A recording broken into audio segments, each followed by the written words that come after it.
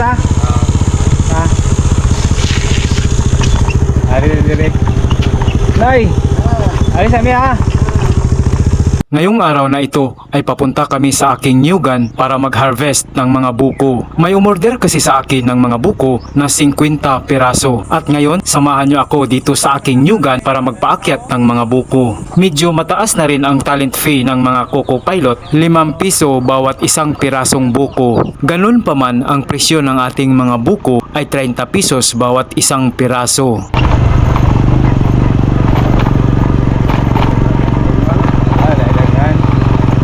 Dito natin butang ng pan. Okay.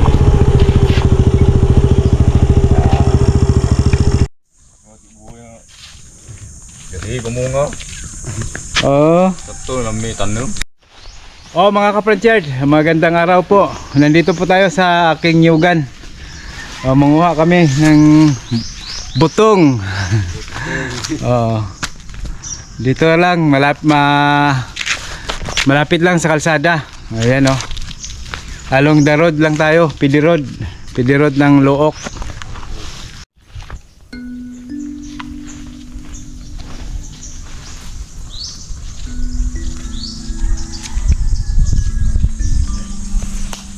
Nunggu sa mga katiin.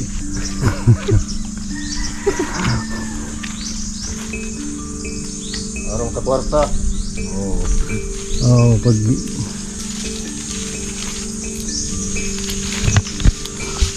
yung mga nyuga natin ay may mga bunga na, mga ka-frontier oh. Kasama natin din si Jelvis. Dito si Jelvis. Kaway Jelvis sa ating mga ka-frontier. Magandang araw po. Nag-umpisa nang mamunga ang ating mga niyog dito. Pwede bunga na. Oo. Gamay lang. Puno na, marami na oh. Ang mga bunga, hitik na ang bunga ng ating mga niyog. Itong gitilawan. Sakto ba sa Sakto jud. ha? Na. Oy, sakto. Ito na. Sakto manghod ani all. Marag baga-baga naman. Baga naman oh. Na bagay kunod.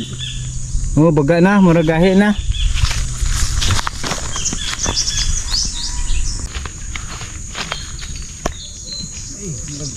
Wanda.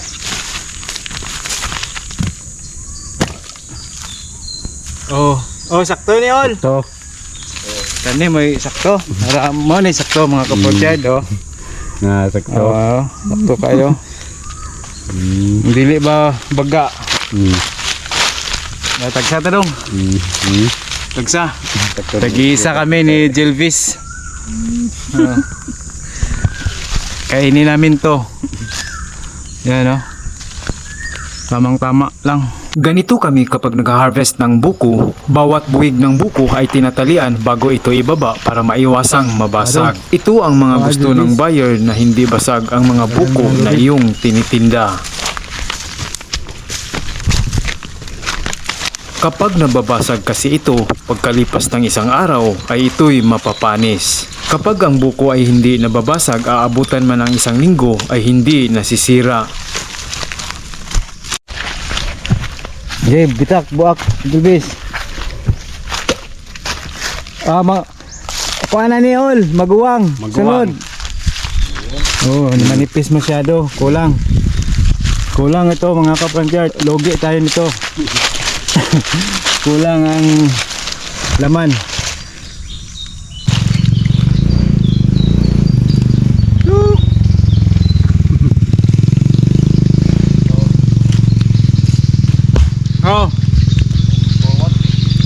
Man.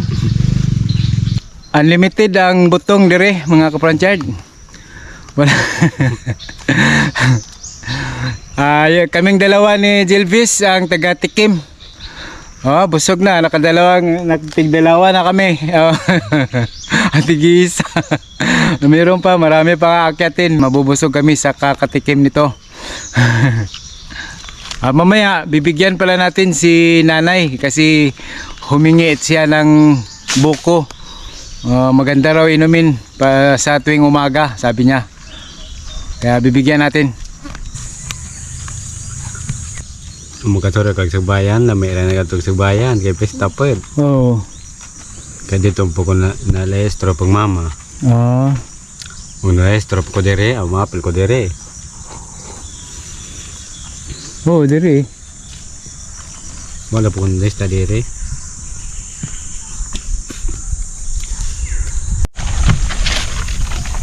Sa pangalawang puno, nakakuha lang tayo ng 5 piraso, mga ka-project. Mahirap din mag-akyat ng niyog, tapos ilang piraso lang makuha mo.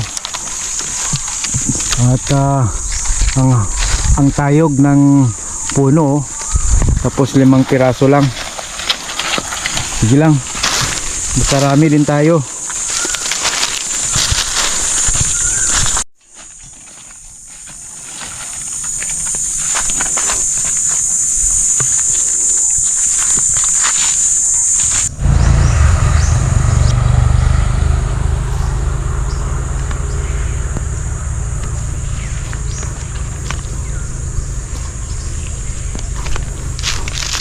Puntahan natin dito banda, dito sa loob banda, kung may mga bunga ba.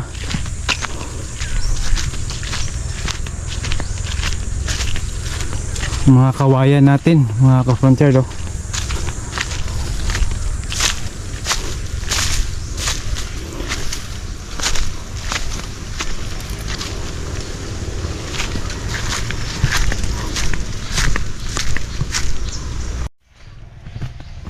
Dito banda, may marami ding bunga. May mga bunga na rin dito sa loob. Puntahan natin dito pag hindi kasya yung nandoon sa malapit sa kalsada. Balik tayo.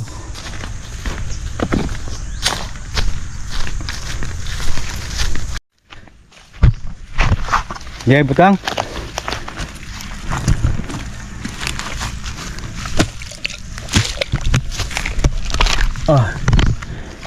Buka ako no guys biya all suwaye ko nung baguang ani all basig na nagahin na o kanira murag okay re kain mga ka-frontier do.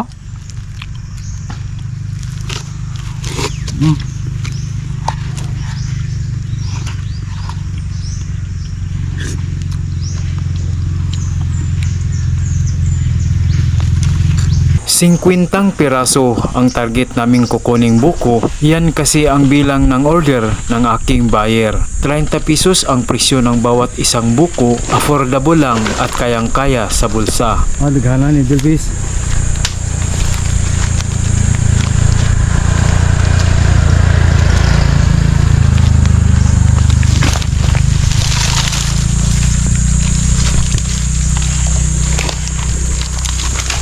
Yung mga kinakain namin ay nawawala din dahil marami din tong hakutin namin ni Jilvis.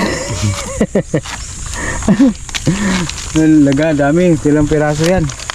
Daming laman ng isang buwig na yon.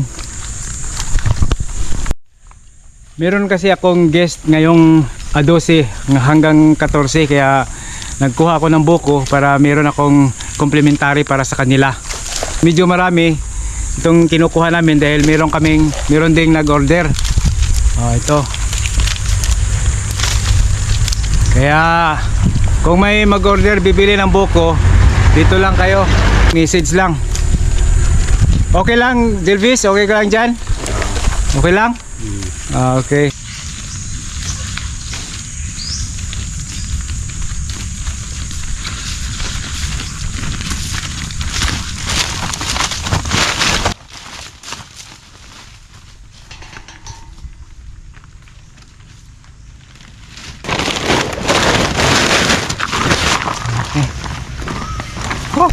Nakakapagod din ang maghakot ng butong mga ka-front yard. Kaya pag umorder kayo, huwag nyo nang tawaran. Bilhin nyo na kaagad ha.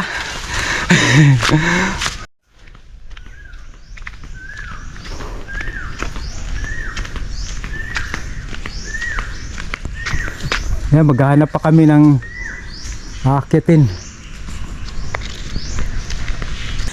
Meron na naman kaming bagong tikman mga ka-front yard oh. Tingnan mo. Tamang tama, saktong sakto. Ngayon na higupin natin yung sabaw.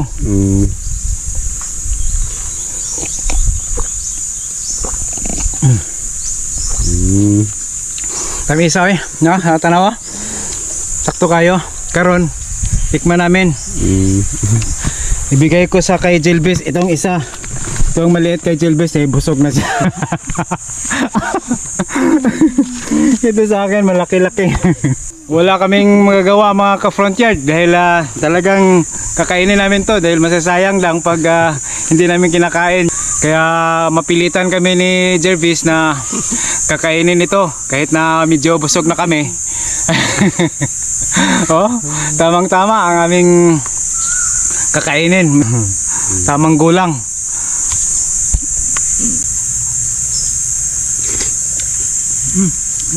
Bebe. Gawa natin. Walang kutsara.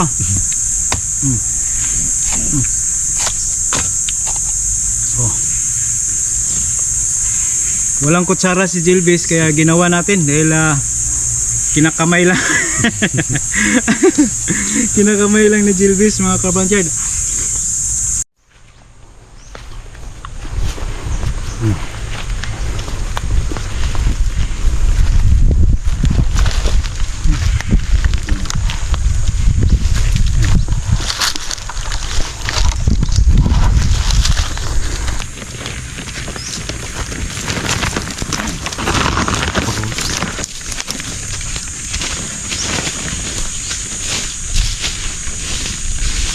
Hector, pumili ito. Next lang. Bago aakyatin ni Raul mga ka-front yard ay sinisilip muna yung puno kung meron bang makukuhang niyog, buko. Kami naman ni Jilvis ay naghihintay na lang kung kailan may ibababa na buko. Mamaya palitan naman kami. Mamaya. Tingnan lang dalawa yung umakyat at ako naman nagatikin. Mamaya kami na naman ni Jilvis ang mag-akyat.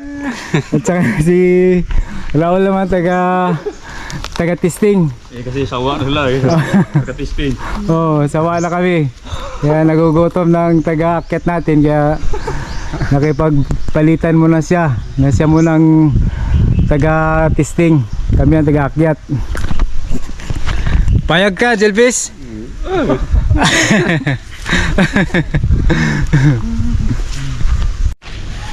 Ito na naman ang titikman natin.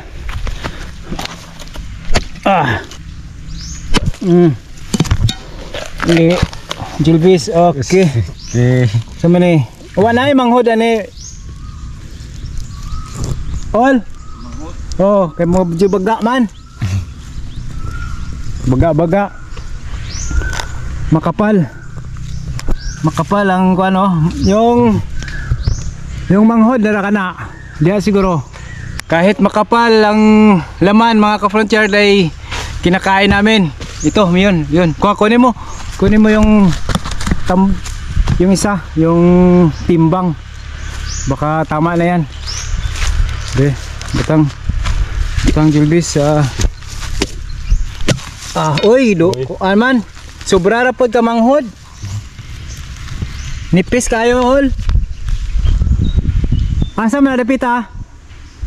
Kanila mo gikuha? Busog na. Wala kaming magagawa ni Jilvis mga ka-front yard kundi kainin ang mga buko na binibiyak namin. Sayang kasi pag hinahiyaan lang kahit nabusog na ay kinakain namin. Diba Jilvis?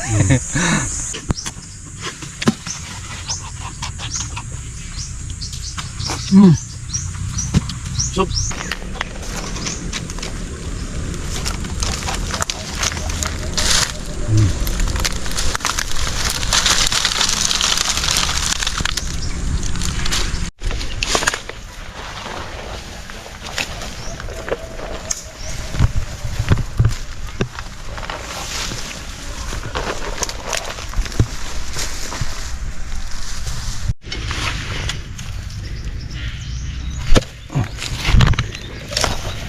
Uy, sakto kayo. Sakto kayo. Oh. Oh, grabe. Tamang tama. Meron na naman tayong kakainin. Nakalima na ako mga kapranchard pero kalahati yun, hati-hati kami ni Jelvis. Oh. Ito tamang tama na ang laman. Oops.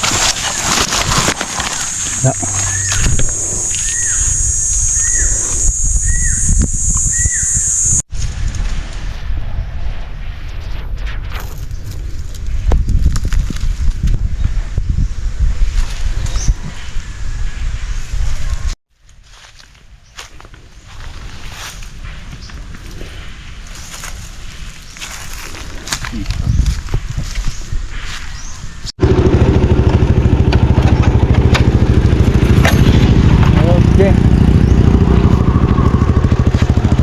Oh. Ajo. Oy na, idara. Dira ako ang imonggi pangayong butong. Betul. Salamat dong. Sila na dong. Wala, hatag ra ni. Hatag ra.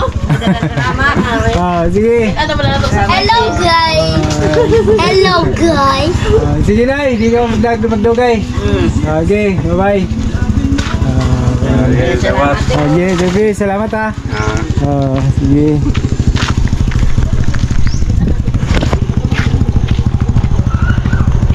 Humana, hatod mga ka-frontyard. Ako na lang ang nandito mga ka-frontyard. Umuwi na si Jelvis at hinatira na rin natin ng buko si nanay. Pauwi na siya, umuwi na si Jelvis dahil kailangan na siyang umuwi doon, hinahanap na siya. Tayo na lang ang nandito, kami na lang dalawa ni Raul ang maghahakot ng buko.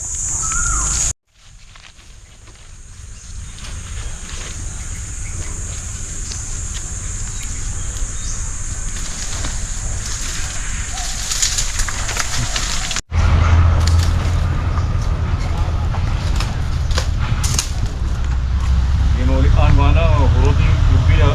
Mo. Uy. Aduh, ha? Bukak man.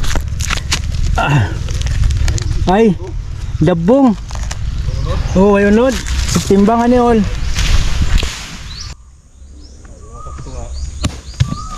Uy. Nalagsak to na eh. Ay, marag.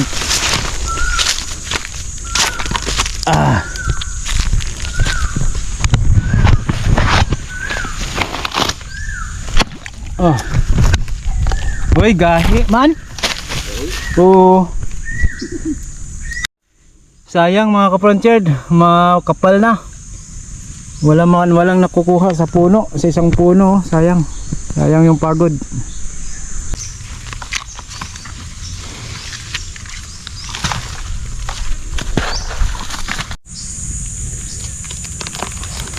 Tamang tama.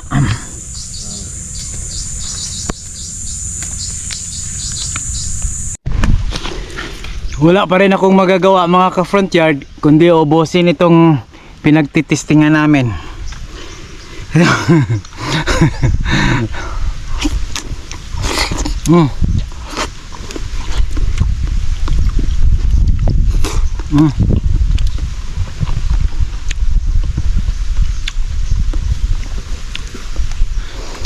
Grabe, ang unlimited ang buko dito sa isla. Basta may mga tanim kang niyugan, walang problema sa buko mga ka-frontyard. Unlimited.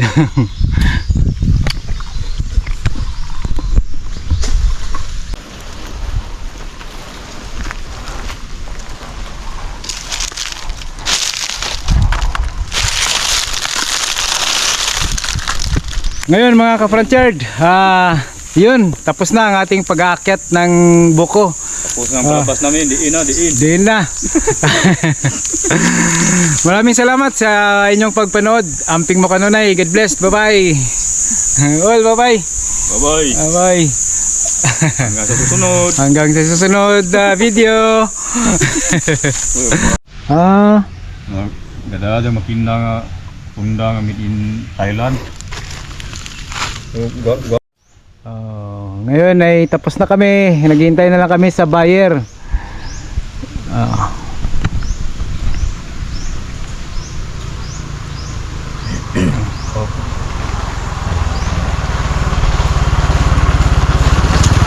At sa puntong ito ay dumating na ang aming buyer. Pinasok na rin namin ang mga buko sa kanilang pick-up at ngayon ay pauwi na rin sila papunta sa kanilang bahay. Mula dito sa Panggangan Island, Calapi, Bohol, magandang araw at ito ang front yard ni Joe. Bye bye.